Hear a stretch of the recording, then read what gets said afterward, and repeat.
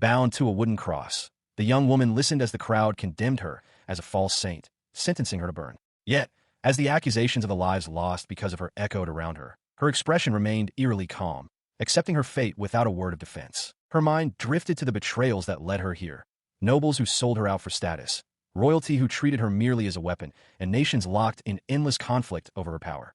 Looking back at the cruelty of the world she had known, she felt not a shred of regret at leaving it behind. She was suddenly struck by a singular, mundane thought that pierced through her solemn reflections. She realized with a pang of genuine disappointment that she would never get to read the continuation of the villainous novel she had left unfinished. A blinding white light consumed her vision, fading to reveal the imposing silhouette of a grand, unfamiliar mansion under a starry sky. She slowly opened her eyes, her vision blurry, to find her body wrapped tightly in bandages. A desperate voice called out the name Luna, accompanied by the sensation of someone gripping her hand tightly, leaving her utterly bewildered. Nearby, a young, elegantly dressed nobleman observed her battered state with a detached pity. Beside him, an older doctor explained to the distraught man that the girl had been trampled by Lord Howard's carriage while attempting to shield a child. He pressed the doctor for a prognosis, indifferent to the girl's confusion as she struggled to comprehend her survival. The older man grimly detailed a list of catastrophic injuries, severe head trauma, multiple fractures, and ruptured organs, concluding that her survival was a miracle, but a full recovery was impossible. Hearing this, the young noble turned to Lord Howard and coldly declared that he must break off his engagement to Luna. He callously added that he had no desire to take a crippled woman as his wife. Enraged by the sheer audacity, Lord Howard grabbed the young man by his collar, screaming that it was his carriage that had caused the accident. Before the altercation could escalate, a massive, scarred guard stepped forward, forcefully reminding the Duke of his place and forcing him to apologize. As the young man departed with a final, veiled threat, Luna lay silently in the bed, piecing the fragments together. She realized she was no longer in her own body, but had awakened in the broken form of a girl whose engagement had just been ruthlessly discarded, leaving her to wonder what her next move in this unfamiliar life should be. She lay in bed, a soft glow enveloping her form as she realized her grievous wounds were miraculously healing. She deduced that the immense magical power of a saint resided within this new body. Meanwhile, her parents and the doctor watched in shock as her previously fatal injuries vanished before their eyes. Deciding it would be too suspicious to suddenly recover, she feigned unconsciousness. Witnessing her impossible recovery, the doctor sweated profusely, stammering in disbelief at the timing of the miraculous event. Beside him, her mother pointed out in frantic relief that the girl's swollen stomach was rapidly returning to normal. Their tense atmosphere was suddenly broken by a loud, rumbling growl. The doctor, desperately trying to maintain his professional composure, dismissed it as a mass hallucination, insisting that a critically ill patient's stomach couldn't possibly make such a noise. Her mother frantically asked if there was anything she wanted to eat, while her father sweated nervously, silently realizing he couldn't admit the embarrassing sound had actually come from him. To their utter astonishment, she suddenly spoke up, requesting something sweet. Moments later, she was sitting up in bed, happily devouring a large spread of fruits and bread. Her mother, still reeling from the shock, asked if she was truly all right after being on the brink of death, to which she cheerfully replied that she was fine, thanking them for their care. As the doctor declared her complete recovery a miracle, he suggested they must give thanks to the saint, noting that the saint's authority was absolute in this world. Listening to their fervent praise, she thought bitterly about how she had been burned at the stake by that very same institution. Meanwhile, the official diagnosis confirmed she was now miraculously healthy. Later, the 15-year-old girl sat quietly in a sunlit room, reading through historical texts to understand her new reality. She reflected on her inexplicable reincarnation, noting that 300 years had passed since her previous life. The books revealed that despite the passage of centuries, the world was still plagued by war. After a brief peace following the former saint's death, the Demon King's army had resumed their relentless attacks. Continuing her research, she read that humanity had desperately prayed for a new saint, but their pleas went unanswered, as they had foolishly destroyed their own hope. The power of the saint was now said to be passed down only within the royal family. She pondered the strange coincidence that her current name and appearance perfectly matched her past life, but ultimately decided she was completely done with the burdensome role of a saint. Closing the book, she stretched her arms with a relaxed sigh, deciding it was best not to overthink the complicated mysteries of a reincarnation. Pondering her new lease on life, she resolved to live freely and selfishly as a normal human this time around. An idea suddenly sparked in her mind. She would become a villainess, a role she had read about in novels, characterized by arrogance and freedom, the exact antithesis of a self-sacrificing saint. Her resolve solidified. She declared to herself that she would absolutely refuse to help anyone in need, fully embracing her new villainous persona. Just as she made this vow, her maid, Francine, entered the room, politely announcing that the preparations for her dressing were complete. She looked at the dark-haired maid assigned to her care, thanking her as the servant announced that the others were waiting in the dining room. As they descended the grand staircase, the young noblewoman pondered her next move, realizing she needed to establish her new, wicked persona carefully to avoid suspicion after her miraculous recovery. Spotting an opportunity to act the part, she haughtily pointed to a spotless corner, demanding to know why it hadn't been cleaned. Her attempt at cruelty fell flat when the maid simply stared in confusion, noting that the area was perfectly immaculate. The servant's expression shifted to one of serious observation as she bluntly stated that her mistress had changed recently. Panic flared in the young woman's chest, terrified that her reincarnated identity had already been discovered. However, the tension shattered instantly when the maid calmly concluded that she had simply become a bit of an airhead. The blunt assessment left her completely dumbfounded. A rare, gentle smile softened the maid's features as she confessed that this new, clumsier demeanor made her much more approachable and charming. Relief washed over the aspiring villainess, instantly winning her over to the servant's side. A few days later, that newfound camaraderie was tested as the maid ruthlessly yanked the laces of corset. She gasped and pleaded for mercy, but the servant remained unrelenting, insisting she endure the tightening for the sake of fashion. The grueling preparation was for a grand evening party in the royal capital, an exclusive gathering restricted to the highest echelons of nobility. Though she dreaded the social obligation, she reminded herself that maintaining a high status was absolutely essential for her grand plan to live as the ultimate villainess. With a final, decisive tug, the maid announced that her preparation was complete. She stepped forward in a breathtaking, voluminous gown, her parents beaming with pride at her elegant appearance. Her father loudly praised how perfectly the dress suited her, leaving her blushing as she shyly accepted the compliment. She stepped toward the waiting carriage, turning back briefly to remind Ro about the book she had requested. The dutiful maid bowed respectfully, wishing her mistress a safe journey. The journey concluded before the towering iron gates of a magnificent estate. The carriage rolled up the grand driveway toward the sprawling, illuminated castle, its spires piercing the night sky. Stepping into the opulent ballroom, she was immediately overwhelmed by the sheer scale of the gathering. Beneath a massive crystal chandelier, the room buzzed with the chatter of aristocratic women who were already eagerly boasting about their exclusive designer gowns and prestigious family lineages. Observing the fierce, passive-aggressive exchanges, she realized that this was a bloodless battlefield of vanity. With a weary sigh, she noted to herself that even after 300 years, the petty rivalries of high society had not changed in the slightest. The overwhelming atmosphere quickly drained her energy. She found her thoughts drifting back to the old novel she had asked Ro to track down, lamenting that she would much rather be reading than enduring a sleepless night at such an exhausting event. Meanwhile, her melancholic demeanor caught the eye of a refined young nobleman across the room. Captivated by her beauty, he confidently decided to approach and introduce himself. He stepped in her line of sight, expressing pleasant surprise at finding her there and casually calling her by name. Startled from her thoughts, she turned and immediately recognized the young man, her eyes widening as she addressed him as the Duke. The Duke smoothly complimented her, noting that her recent recovery had only enhanced her beauty, before extending a hand to request a dance. As the surrounding guests erupted into envious whispers about the highly sought-after bachelor's sudden interest, she stood frozen, unsure of how to respond to his bold invitation. A dark-skinned nobleman with glasses sternly refuses an offer, stating his ward's schedule is full. The young noble, dressed in an elegant cravat, feigns disappointment, smoothly suggesting they retreat to his estate if she ever changes her mind. Nearby, Luna grits her teeth, her eyes narrowing as she endures the piercing, judgmental stares of the other noblewomen, who whisper venomously about her sudden rise in status. She tries to distract herself with absurd thoughts, but her musings are cut short. A sudden, violent gale bursts through the terrace doors, startling the young noble and Princess Alicia as the lights flicker out. Through the darkness, the scarred, hulking form of Sarko breaches the hall. He roars a command to his men, ordering them to find the beautiful, blonde-haired Princess Alicia. Panic erupts instantly.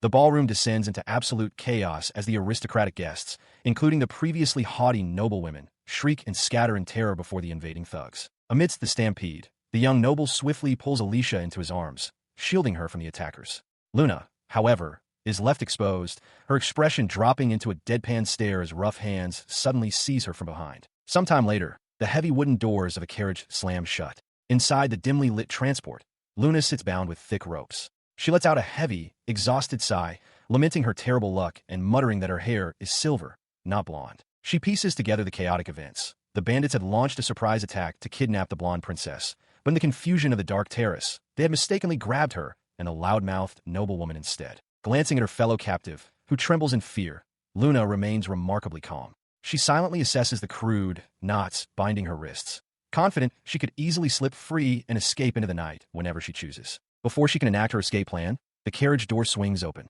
The young noble stands outside in the moonlight, offering a polite, almost casual apology for his rough handling of the situation, leaving Luna staring at him in stunned silence. He casually leaned into the carriage, a smoking pipe in hand, and brazenly suggested she remove her clothes. Bewildered, she could only stare back in stunned silence as he repeated the degrading command. Continuing his twisted monologue, he confessed a dark fascination with seeing proud, noble women bound and humiliated. Disgust washed over her face as she strained against her thick ropes, repulsed by his sadistic admissions. Suddenly, an invisible force sliced through the thick ropes binding her wrists.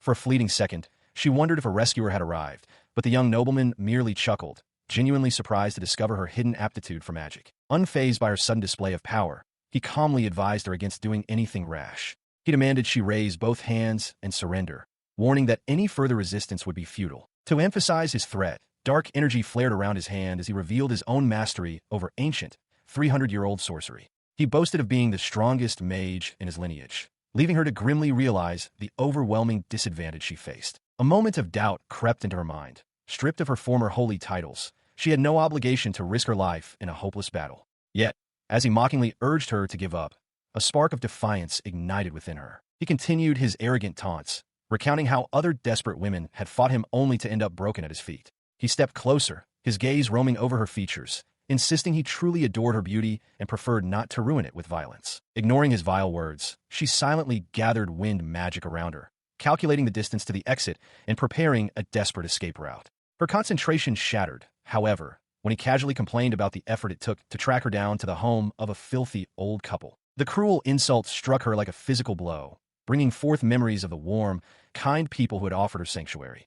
Seeing her horrified reaction, he offered a flippant, insincere apology, claiming he simply lacked the ability to lie about his true thoughts. Pure, unadulterated fury erupted from her, manifesting as a swirling aura of intense magical pressure that filled the confined space.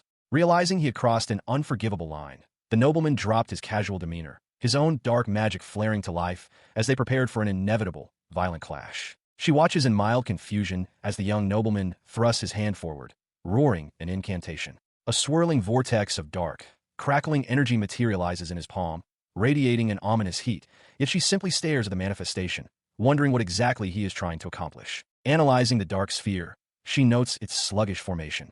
She questions if the ancient spell is merely a diversion, or if the magic of 3 centuries past is simply beyond her modern understanding, especially since she detects no ambient magical reaction. Deciding against overthinking the situation, she relies on a simpler approach. With a swift, decisive motion, she drives her bare fist directly into the center of the dark vortex, shattering the magical construct into harmless wisps of smoke. He recoils, his eyes wide with disbelief. He stares at the empty space where his spell had been, completely baffled as to how his conjuration was extinguished in the blink of an eye. He quickly masks his shock with a loud, arrogant laugh, brushing off the failure. He claims he had severely held back with a low-tier spell, though he admits surprise that she managed to nullify it, while she merely stands there, questioning his true intentions. Determined to prove his superiority, he summons a second, larger sphere of dark energy, dubbing it a hell flame.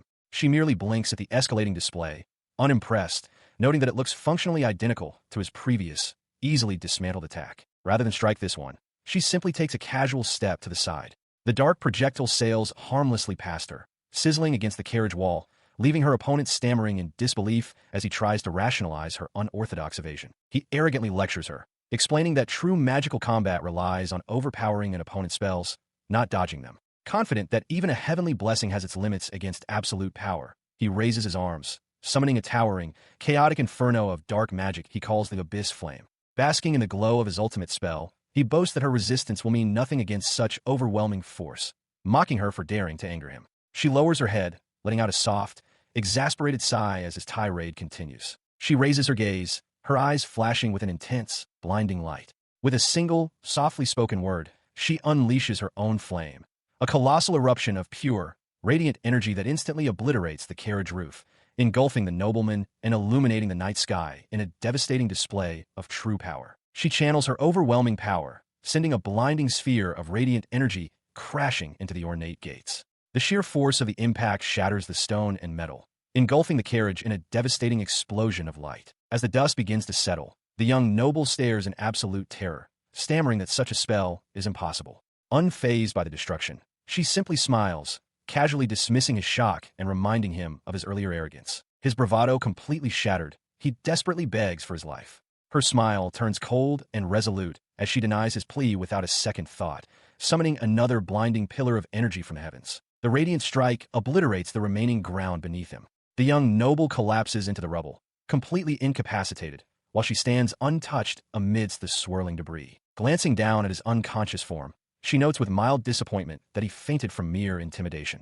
Seeing that the princess and her guard have safely shielded themselves from the blast, she decides her work is done and turns to leave before the royal guards arrive. To ensure a clean getaway, she weaves a delicate concealment spell. A soft, shimmering light envelopes her form, erasing her physical traces from the ruined courtyard. Before she can fully vanish, the princess calls out, her voice trembling with gratitude. She thanks her mysterious savior and desperately asks for her name. Pausing, the young woman politely declines to reveal her identity, stating she wishes to avoid any troublesome affairs. Bathed in the ethereal glow of the moonlight, she casts one final look over her shoulder. With a serene smile, she simply introduces herself as a passing villainess before fading into the night. The following morning, the capital is abuzz with the news. Reports circulate detailing the nighttime attack on the princess, confirming that the royal guards have successfully arrested the young noble and uncovered his numerous other crimes. Safely back in her own estate, she reads the morning paper with deep satisfaction.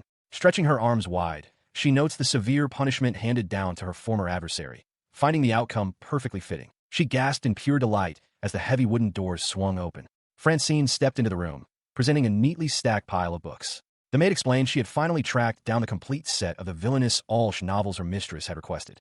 Overjoyed, the young noblewoman clutched the precious volumes to her chest, her eyes sparkling with excitement. Overwhelmed with gratitude, she threw her arms around the stoic maid, burying her blushing face into Francine's shoulder and declaring her love for her loyal servant. Francine accepted the sudden embrace with a slight sweat drop, calmly noting that while the pages suffered from some sun damage and age, they were perfectly fine for reading, even if they lacked collector's value. She settled into a comfortable chair on the terrace, losing herself in the pages under a cloudless blue sky. A gentle spring breeze carried the sweet song of birds, creating the perfect atmosphere to stay indoors and binge-read villainous novels.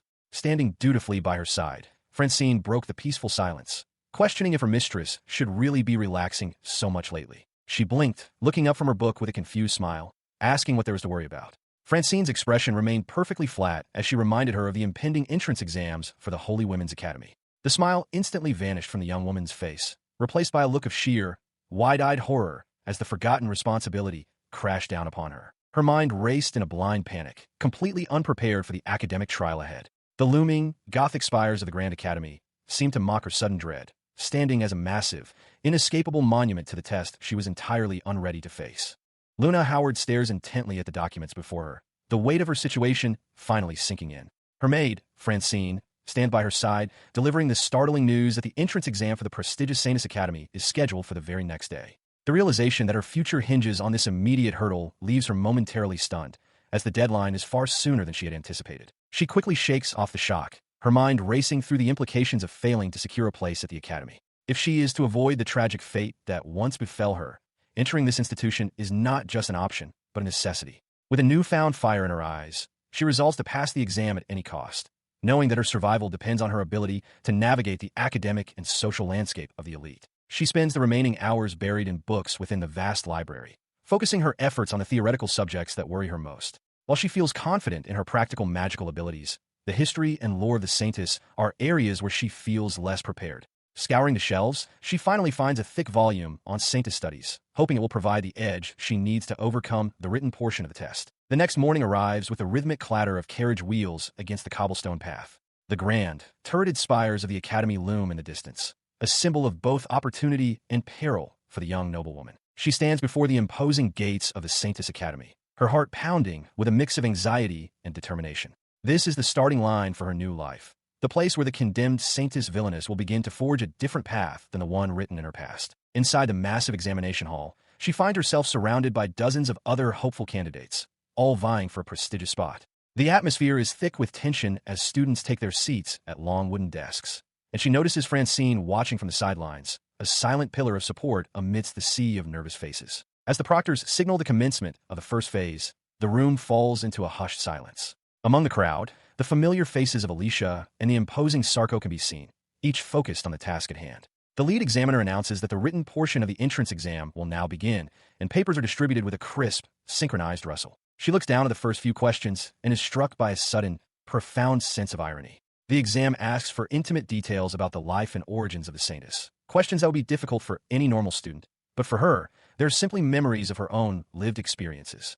A faint smile touches her lips as she realizes that the very history she feared studying is the one she knows better than anyone else. She continues to write with fluid confidence, her pen dancing across the parchment as she answers question after question. What others might consider obscure trivia or complex theological riddles are, to her, mundane facts of her past. She reflects on how strange it is to be tested on her own identity, finding a strange comfort in the familiarity of the subject matter. She reaches the final, most poignant question. What did the saintess think in the moments before her execution? Without hesitation, she writes the truth that only she could know, that her mind was empty, a void of resignation. As the bell rings to signal the end of the session and the start of the lunch break, she sets her pen down, feeling a quiet sense of triumph over the first of many challenges. She stands among the other candidates as an elderly examiner gestures toward a massive, skeletal tree. He announces that the practical portion of the exam is about to commence, identifying the withered giant as the cursed holy tree, Yggdrasil. He explains the nature of the trial. The students must channel their holy magic into the tree, converting it into life force to overcome the Demon King's curse. The objective is to see who can make the ancient wood bloom most vibrantly. A student named Karen Ascot steps forward first, successfully coaxing 5 buds into bloom.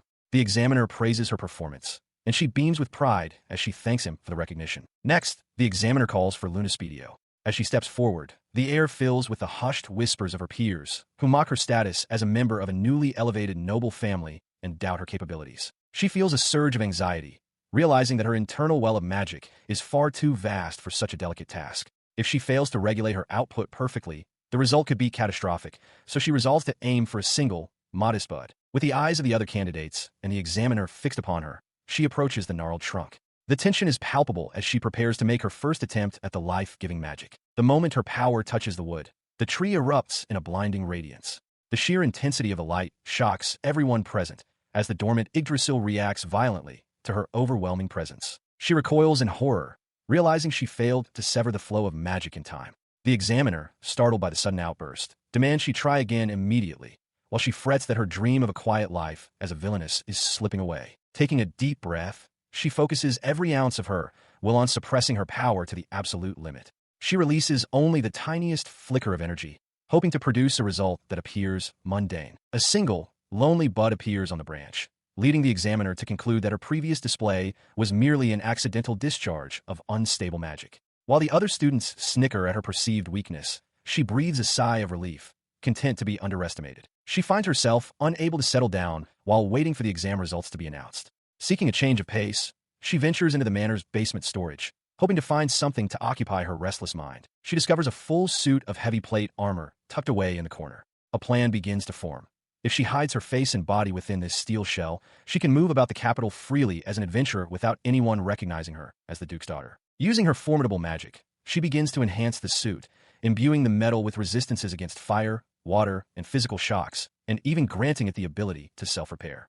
With a final spell to deepen her voice, she prepares to step out into the world. Walking through the bustling streets of the capital, the massive, enchanted suit of armor draws curious and intimidated stares from the commoners. She feels a surge of nostalgia as she approaches the Adventurers Guild, a place that feels both foreign and familiar. Inside the guild, she is directed by the receptionist to a rugged man sitting at a desk in the back. This man, Sarko, peers at her through dark glasses with a suspicious scowl, bluntly asking if she is some kind of professional assassin. He notes with a grunt of approval that she doesn't flinch under his intense pressure, though he cannot see that she is actually trembling with nerves inside the heavy helmet.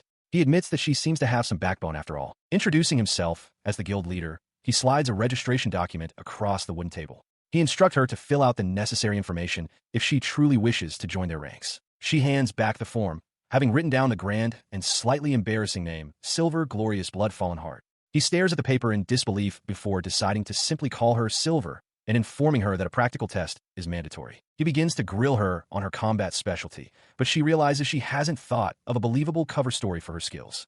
Their tense exchange is suddenly interrupted by the arrival of a bright-eyed young man who calls out a cheerful greeting to the room. The guild leader welcomes the newcomer back, identifying him as Al Lastia, the strongest swordsman in the guild. Al has just returned from a grueling S-rank quest, carrying a rare treasure as proof of his success. He leans in with a friendly grin, observing the imposing figure in the enchanted armor. He remarks on the newcomer's impressive size, noting that he hasn't seen this face around before and wondering if this is a fresh recruit. Sarko confirms his suspicion, introducing the armored warrior as Silver and explaining that the registration test is about to begin, while a nearby guild official looks on with a puzzled expression at the lack of readings from the testing apparatus. Despite his outward cheer, the swordsman is internally puzzled. His innate gift for sensing magic has failed to detect even a flicker of power from the warrior, leading him to wonder if his own abilities are malfunctioning. Hidden beneath the helm, Luna realizes her concealment magic might be working too well, perhaps even overcompensating to avoid detection as a saintess. Sensing a unique opportunity and dismissing his doubts, he declares that he will personally conduct Silver's examination, viewing their chance encounter as a sign of destiny. Al explains the rules of the Adventurers Guild test to Luna, stating it is quite simple. She just needs to land a hit on him within 3 minutes. She is taken aback by the straightforward nature of the task, questioning if that is truly all it takes. With a confident smile, he tells her to follow him. He leads her into a vast, stone-walled underground chamber. Sarko stands nearby, explaining that this training area was painstakingly excavated by the previous guild leader to provide a secluded space for such evaluations. Nearby, members of the guild staff watch with a mix of curiosity and skepticism. They whisper among themselves, finding it hard to believe that a newcomer is being tested by someone of Al's caliber, suggesting that perhaps the Sword Saint is taking this a bit too seriously. The swordsman, however, is deep in thought as he looks back at the young woman. He notes that she showed no reaction to his mana detection earlier, leading him to wonder if she is a master at concealing her strength or if there is something else he is missing. As they reach the center of the arena, an armored examiner stands ready.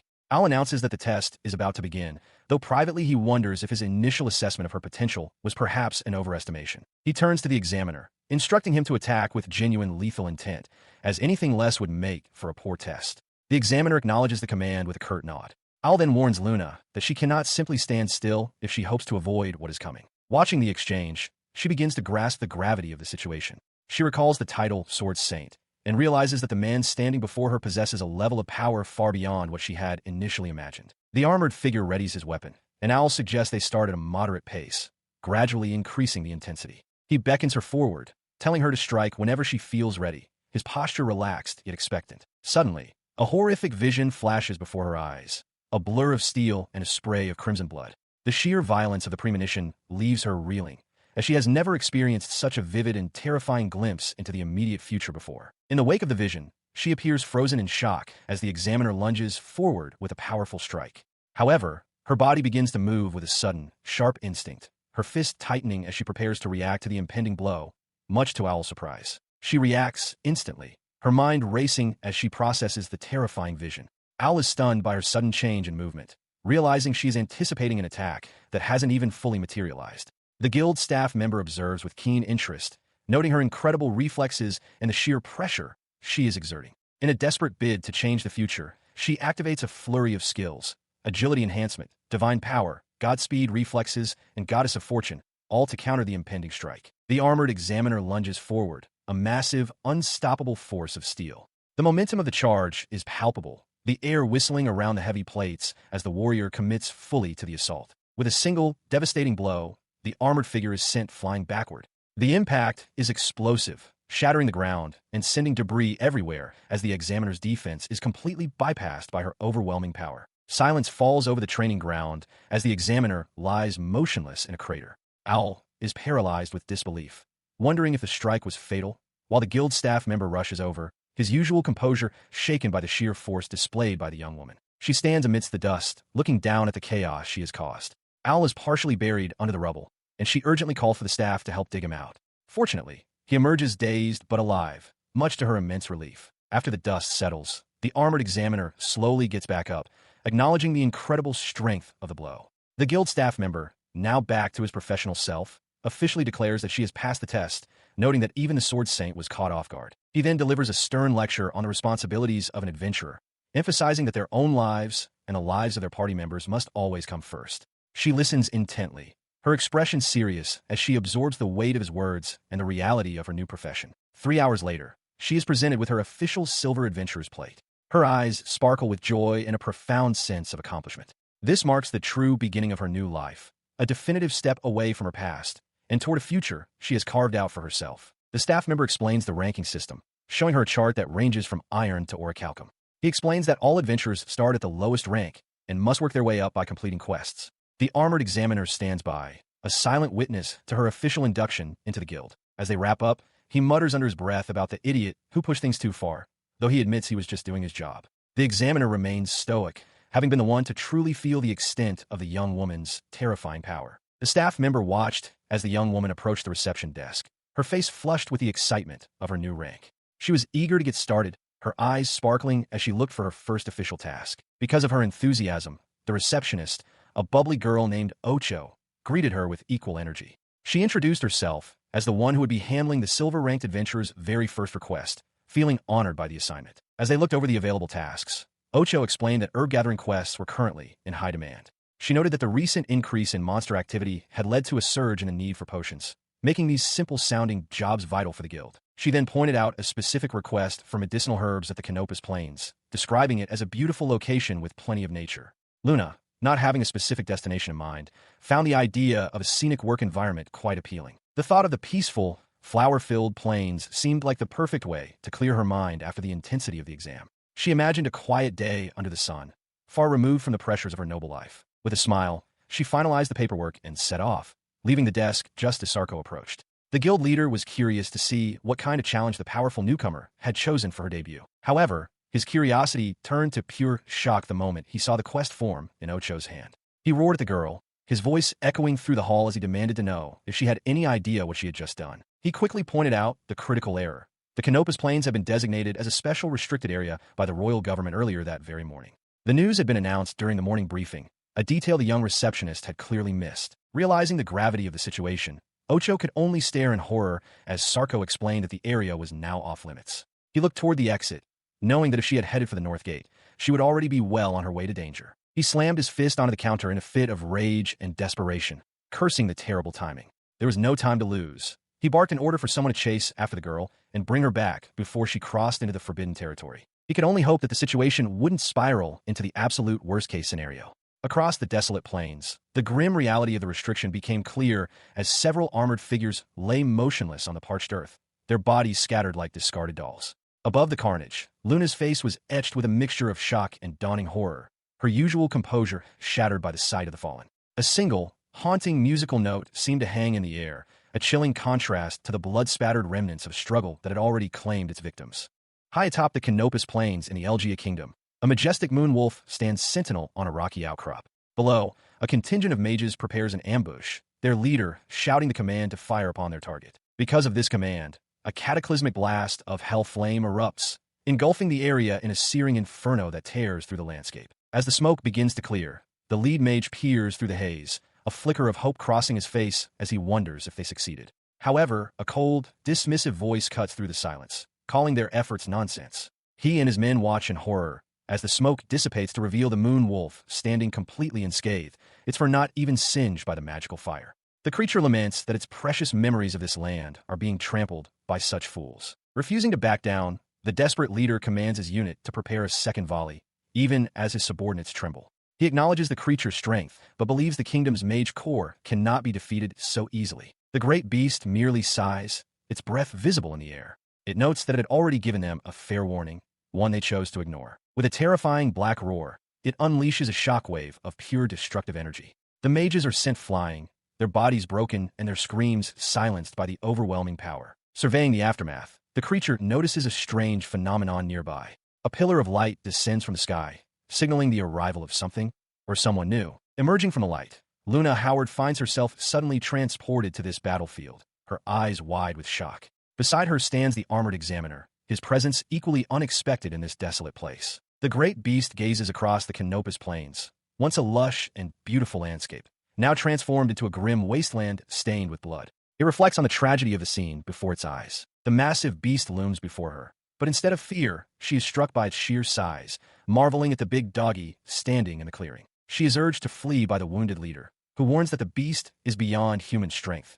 Yet the creature itself seems more annoyed than threatened by the arrival of these new humans. In response to the intrusion, the creature unleashes a deafening black roar, a sound so powerful it shakes the very air. She winces at the volume, her mind racing not with terror, but with the practical concern of how such a racket will disturb the neighbors and potentially lead to complaints from the royal capital. Before the situation can escalate further, she steps forward and delivers a sharp, authoritative command for the beast to sit. The shock of the order is so profound that the moon wolf's eyes bulge in disbelief, its aggressive posture instantly deflated. The sudden silence is heavy as the armored examiner and Owl look on in utter bewilderment, their minds struggling to process the absurdity of a legendary monster being treated like a common pet. Sometime later, within the safety of her home, she gently scolds the now diminutive wolf for its tendency to bite everything in sight. She offers it a bowl of milk, encouraging the creature to cheer up and stop making such pitiful sounds. As night falls over the quiet estate, her voice carries through the halls, announcing that she has finally decided on a name for her new companion, Tama. She continues her playful training, trying to coax a meow out of the creature, only to be met with a confused silence. It is then that the realization finally dawns on her. Despite her wishes, her new pet is definitely a wolf, not a cat.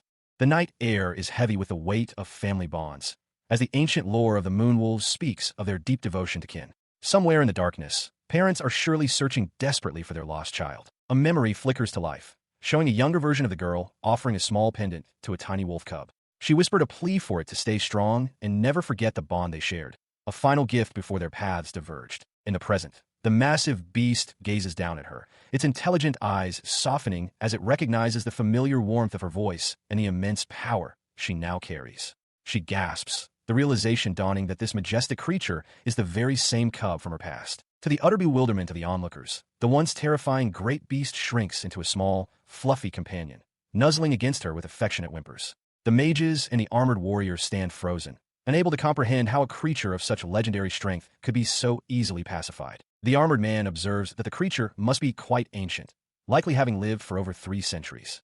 She is taken aback by this revelation, while the small wolf seems perfectly content to remain by her side, its fierce reputation replaced by playful loyalty. Later, she stands amidst a vibrant field, her basket overflowing with rare medicinal herbs that the wolf helped her locate. The sheer abundance of the harvest is staggering, a testament to the creature's keen senses and their newfound partnership. Expressing her gratitude to the armored examiner for his assistance, she notices that the little wolf has finally drifted off into a peaceful slumber. Together, they begin the trek back toward the safety of the guild's outpost as evening settles over the landscape. Upon their return, the receptionist is waiting, her face pale with an anxiety that quickly turns to shock. She rushes toward them, her voice trembling as she frantically checks to see if the young noblewoman has sustained any injuries during her long absence. Tears of pure relief stream down the receptionist's face as she realizes her charge is unharmed. Overwhelmed by the display of genuine concern, the girl feels a pang of guilt for having lost track of time and causing such distress while she was focused on her task. She bows deeply,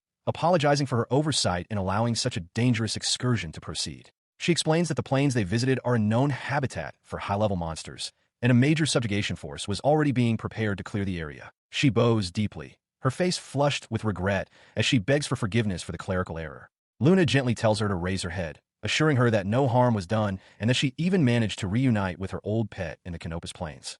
Luna then presents the massive haul of medicinal herbs she collected, much to the receptionist's surprise. The guild leader hands over a reward of 10,000 gold, noting that the quality and quantity of the herbs far exceeded the initial request. Luna accepts the payment with a polite nod, her hands steady as she takes the heavy pouch, confirming the transaction is complete. Moments later, she stands outside the guild, clutching her earnings with a bright smile, already planning to spend the windfall on a new villainous novel.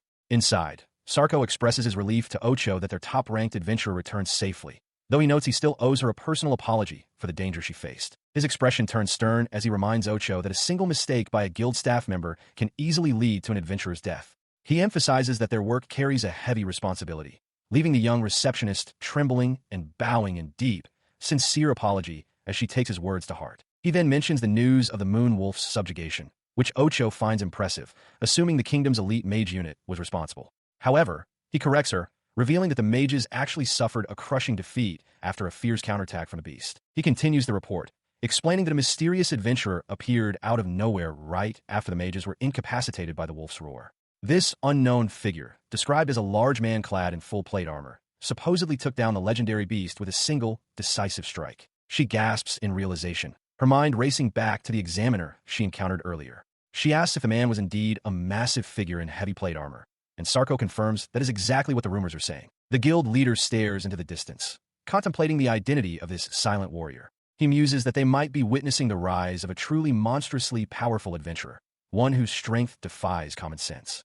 1 week has passed since the entrance exam. The Howard estate stands tall under a clear sky, marking the end of a period of anxious waiting. Inside the manor, Luna sits at a table, a sealed envelope resting before her. Her parents watch with bated breath as she prepares to open the letter that will determine her future path. She stares at the word accepted in disbelief, the weight of the moment finally sinking in.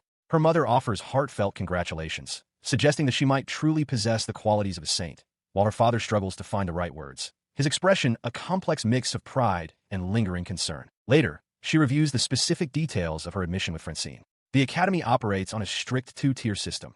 The top 100 students are placed in the prestigious saint department, while the remaining 100 are assigned to the support department. Realizing she has been placed in the support department, she concludes that she must lack the inherent potential to be a true saint. Her father quickly interjects, insisting that passing the entrance exam at all is a remarkable feat and that she should hold her head high as she prepares for school. A week later, the day of the entrance ceremony finally arrives.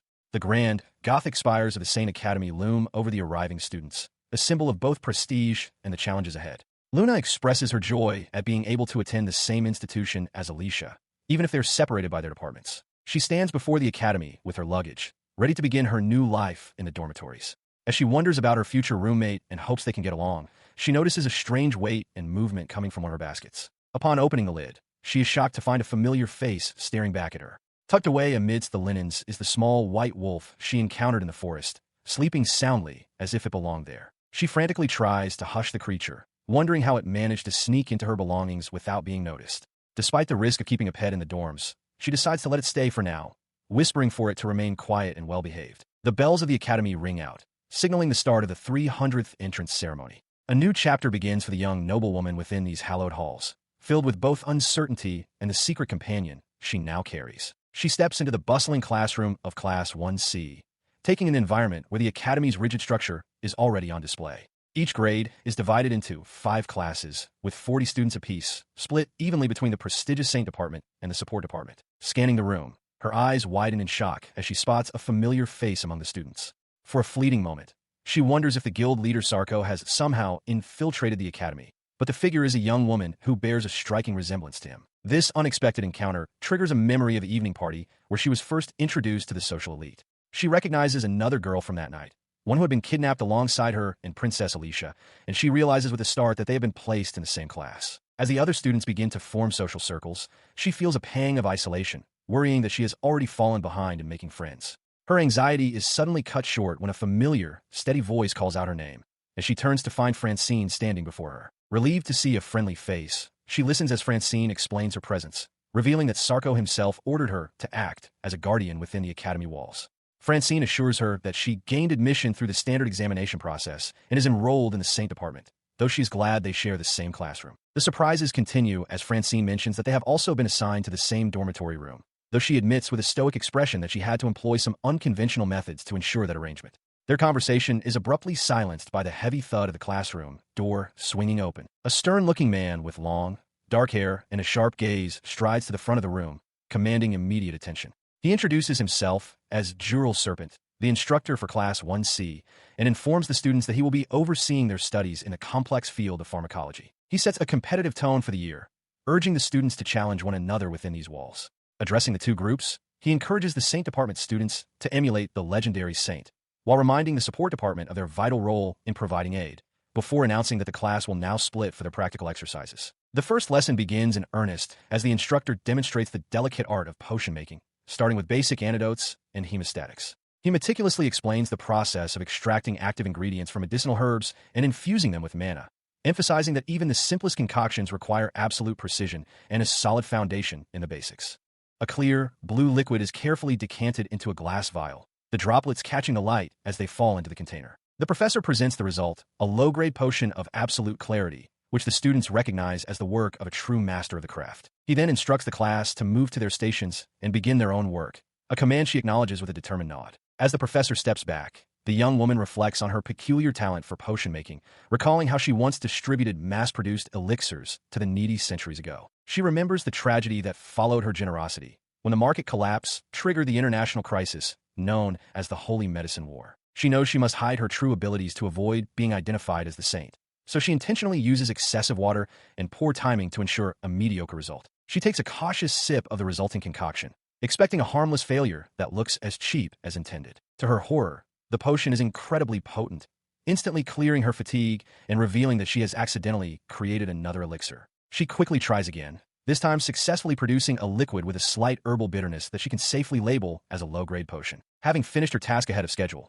she hums a quiet tune as she leaves the room, satisfied that her secret remains safe for now. She whispers to her companion, relieved that she managed to finish just in time. She hopes that by staying out of the professor's direct line of sight, her work will go unnoticed and she can avoid any unwanted attention. Moments later, the professor begins his rounds, announcing that he will now collect and test the potions they have prepared. She watches anxiously as the test tubes are gathered, noting with a small measure of relief that hers is among those being taken for evaluation. He starts the evaluation process, explaining that each concoction will be judged on its purity, restorative power, and duration, with grades ranging from F to S. He examines a potion from another student, Elaine, and awards it a respectable B grade, noting its decent quality despite some slight cloudiness that prevents a higher score. The assessment continues as he moves through the class, maintaining a critical eye. He dismisses one murky liquid with a low E grade and gives a C to another that has good effects but poor purity.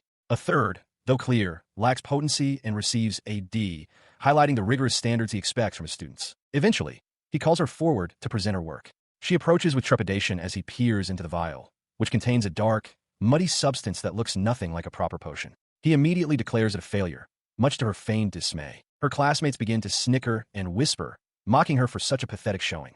She keeps her head down, hiding her true thoughts. She knows the liquid is actually a potent elixir, but she cannot risk revealing its true nature. The professor, sensing her hesitation, asks if something is wrong with her performance. He interprets her silence as a lack of confidence in her abilities. She quickly tries to play along, stammering that the potion was the result of sudden, unexpected error during the brewing process, hoping he won't look any closer. Instead of further criticism, he offers a stern but encouraging lecture on the importance of learning from one's mistakes. He reminds the class that even legendary figures like the Saint of the Heavenly Sword have faced setbacks, and she bows her head in feigned gratitude, relieved that her cover seems to be holding. However, the situation takes a sudden, violent turn when he decides to sample the failed brew. The moment the liquid touches his lips, a surge of overwhelming power erupts from him, his muscles bulging and his eyes glowing with an intense light as he roars in shock at the incredible purity and strength of the elixir. Now completely transformed by the potion's effects, he corners her with newfound intensity. He demands that she visit his research office later to discuss her mistake in detail, leaving her scrambling for an excuse to avoid his sudden, obsessive interest in her work. She is overwhelmed by the professor's effusive praise as he declares her potion the finest he has encountered in his entire career as a pharmacist. While he enthusiastically promises to award her an S-rank evaluation, she is internally spiraling into a panic. She realizes her attempt to blend and has failed spectacularly, and she dreads that her true identity as a saint might be exposed if she continues to draw such intense scrutiny. Around her, the other students are visibly agitated, their shadows looming with resentment at her sudden, inexplicable success. Moments later, as she departs the classroom, she is consumed by confusion, wondering who would be so cruel as to swap her work. She had intended to submit a deliberate failure, yet the result was perfection. Unbeknownst to her, the group of girls responsible for the swap are watching her leave with narrowed eyes. The leader of the trio, a girl with short hair and a malicious grin, is already plotting their next move, determined to put the villainess in her place and reveal her true nature during their next encounter.